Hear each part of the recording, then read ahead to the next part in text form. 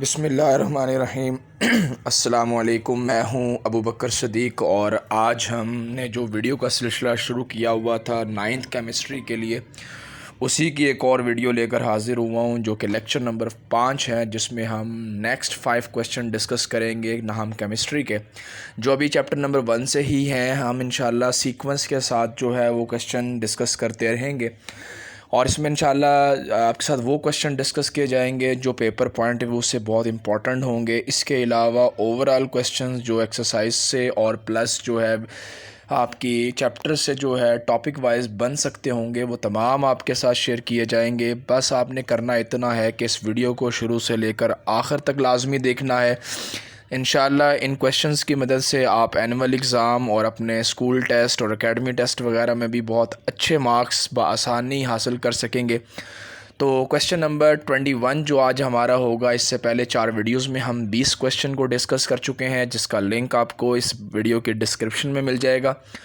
Question number 21 है, homogeneous और heterogeneous mixtures में फ़र्क लिखिए। ऐसे मिक्सचर्स जिनके अज्जा की तरकीब हर जगह यकसा रहती है, जिसके अज्जा हर जगह हर प्लेस पर एक जैसे रहते हैं, होमोजीनियस मिक्सचर्स कहलाते हैं। मिसाल के तौर पर हवा, गैसोलीन और हवा आइसक्रीम वगैरह, सॉरी यहाँ पे हवा 2 बार लिखा गया, आइसक्रीम वगैरह। और ऐसे मिक्सचर्स जिनके अज्जा की तरकीब हर जगह यकसा नहीं होती, हेट्रोजीनियस मिक्सचर कहलाते हैं। मिसाल के तौर पर मिट्टी, लकड़ी और चट्टान वगैरह। और अगर अब इसी क्वेश्चन को जो है हम इंग्लिश लैंग्वेज में बात करें तो बेटा, write difference between homogeneous and heterogeneous mixtures whose composition of ingredients. ऐसे मिक्सचर्स जिनकी ख़ासियत जो है, जिनकी तरकीब जो है, रिमेंस द सेम एवरीवेयर, वो हर जगह एक जैसी रहे। फॉर एग्ज़ाम्पल, मिसाल के तौर पर air, gasoline and ice cream etc. Similarly, on the other hand, mixtures whose composition of ingredients is not uniform everywhere, for example wood, rock and soil etc. ऐसे मुरक्कबात या ऐसे मिक्सचर जिनके अज्जा की तरकीब हर जगह यकसा रहती है, उसे बेटा हम होमोजीनियस कहते हैं। और ऐसे अज्जा जिनकी तरकीब हर जगह यकसा ना हो बल्कि बदलती रहे, उसे हम हेट्रोजीनियस मिक्सचर कहते हैं। बेटा आज का क्वेश्चन नंबर जो 2 होगा बेटा, वो यानी कि कंपाउंड्स और मिक्सचर में 2 फ़र्क लिखें। पहला फ़र्क बताया जा रहा है बेटा, कंपाउंड्स जो हैं ये एटम्स के कीमियाई मिलाप से वजूद में आते हैं, केमिकली तरीके से मिलने से वजूद में आते हैं, जबकि मिक्सचर्स अशिया के सादा मिलाप से वजूद में आते हैं। दूसरा डिफरेंस जो बेटा देखेंगे आप, कंपाउंड्स के अज्जा अपनी शनाख्त खो देते हैं और मिक्सचर के अज्जा अपनी शनाख्त को बरकरार रखते हैं।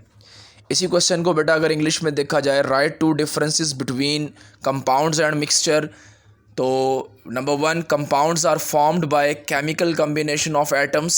जो कंपाउंड्स हैं वो एटम्स के केमिकली कम्बिनेशन के साथ बनते हैं। Whereas mixture are generally formed by simple composition या कम्बिनेशन ऑफ एटम्स, जबकि जो मिक्सचर होते हैं वो एटमों के सादा मिलाप से वजूद में आते हैं।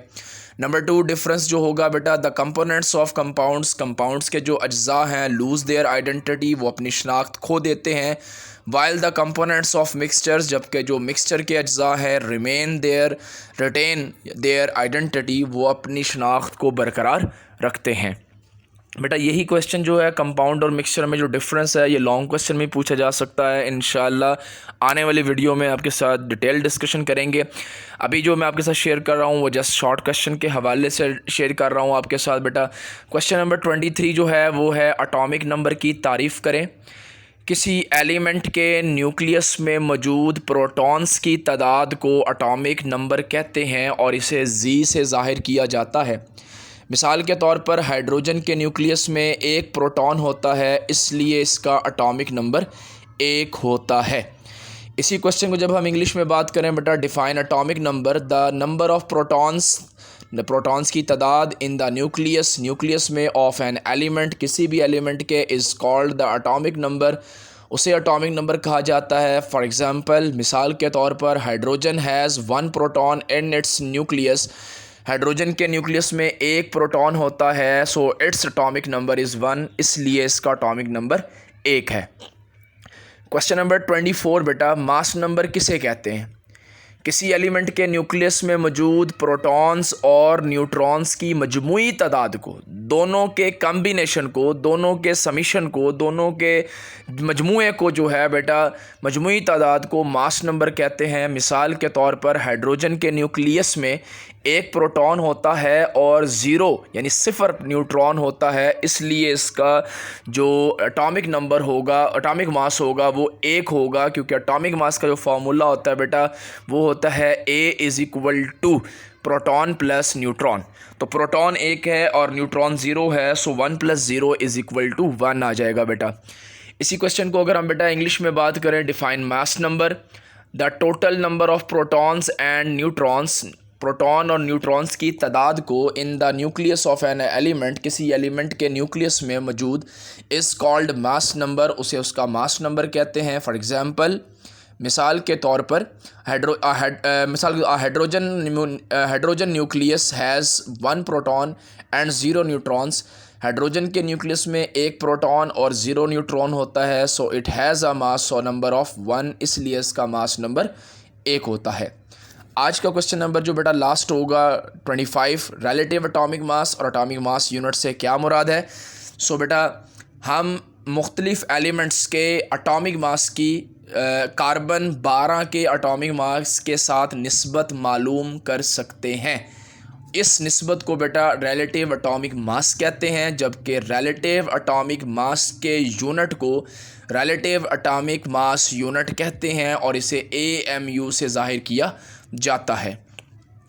इसी को अगर बेटा इंग्लिश में डिफाइन करें, डिफाइन रिलेटिव एटॉमिक मास और relative atomic mass unit, we can find the ratio of the atomic mass of different elements to the atomic mass of carbon-12 called relative atomic mass, whereas the unit of relative atomic mass is called relative atomic mass unit and is denoted by AMU। उम्मीद करता हूँ कि आपको ये video पसंद आई होगी, और अगर आपको ये वीडियो पसंद आई हो तो इसे लाइक शेयर ज़रूर कीजिएगा और कमेंट में अपनी राय देना मत भूलिएगा। अपना ख्याल रखें, अपने घर वालों का ख्याल रखें। अल्लाह हाफ़िज़, अस्सलामु अलैकुम।